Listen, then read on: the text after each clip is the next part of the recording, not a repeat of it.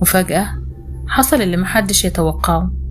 الدخان بدأ يطلع من العربية، النار اشتعلت، وفي ثواني العربية كلها بقت كتلة لهب. الناس جريت، كل اللي حواليه هربوا، كل العمال والزبائن اللي كانوا بيمونوا. بس خالد مجريش، وقف ثواني، بص حواليه، شاف الخزانات الضخمة بتاعت البنزين، شاف بيوت ومحلات، شاف مئات الأرواح اللي ممكن تروح في لحظة، وبمنتهى الشجاعة قرر يضحي بنفسه عشان ينقذ غيره.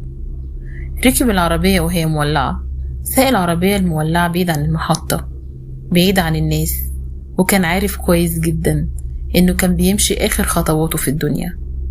نقلوه على طول مستشفى ببليس، وبعدها أهل مصر للحروق في القاهرة. كان مصاب بحروق من الدرجة التانية والتالتة، جسمه كله كان متبهدل، بس رغم الألم كان بيحاول يبتسم. أيام قليلة قعدها في العناية المركزة، وأهله كل يوم بيقولوا يمكن ربنا يكتب له عمر جديد.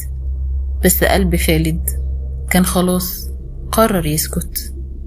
والنهاردة الصبح يوم الحد 8 يونيو 2025 سكت القلب ومشي خالد. الناس في بني عبيد ما صدقتش، العاشر كلها نزلت تبكي بطلها اللي ما كانش ضابط ولا جندي، بس كان راجل ب100 راجل.